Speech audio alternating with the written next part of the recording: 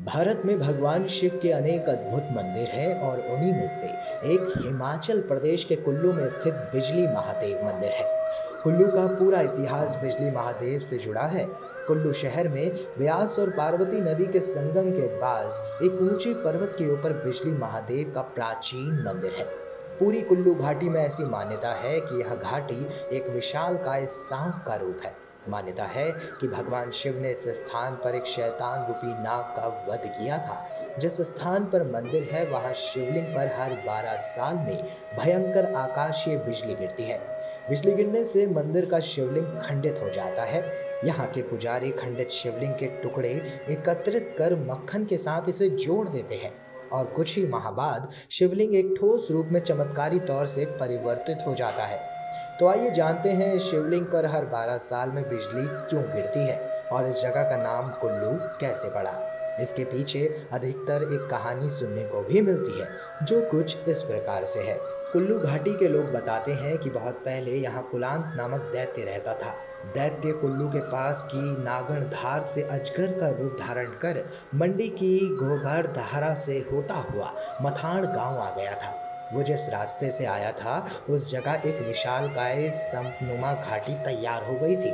फिर वो जिस जगह रुका वहां यह दैत्य रूपी अजगर कुंडली मारकर ब्यास नदी के प्रवाह को रोककर इस जगह को पानी में डुबोना चाहता था। इसके पीछे उसका उद्देश्य ये था कि यहाँ रहने वाले सभी जीव जंतु पानी में डूबकर मर जाएं।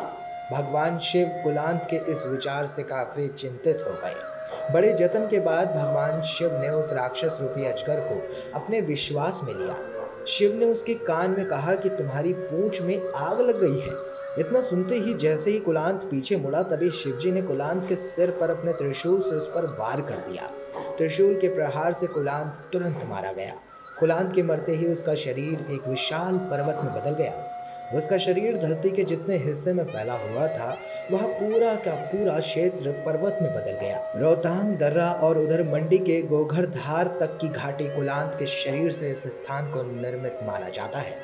तत्पश्चात इसी जगह महादेव शिवलिंग के रूप में स्थापित हो गए और जिस समय शिवजी ने दैत्य कुलांत पर अपने त्रिशूल से वार किया था उसी समय बहुत तेज आकाशीय बिजली गिरी थी, जो कि माना जाता है कि हर 12 साल में ठीक उसी समय और उसी स्थान पर बिजली प्रस्थापित शिवलिंग पर गिरती है। आकाशीय बिजली शिवलिंग पर गिरने के बारे में ये भी कहा जाता है कि भगवान शिव नहीं चाहते थे कि जब बिजली गिरे तो जन धन को इससे कोई नुकसान पहुंचे। इसीलिए भोलेनाथ लोगों को बचाने के लिए इस बिजली को अपने ऊपर गिरवाते हैं। इसी वजह से भगवान शिव को यहाँ बिजली महादेव कहा जाता है। आइए अब आपको बताते हैं हिमाचल की इस जगह का नाम कुल्लू कैसे पड़ा। कुलांत दैत्य के नाम से ही कुलुत और इसके बाद कुल्लू नाम के पीछे यही किदवंती कही जाती है। इस तरह ये स्थान कुल्लू के नाम से प्रख्यात हो गया। हर हर महादेव।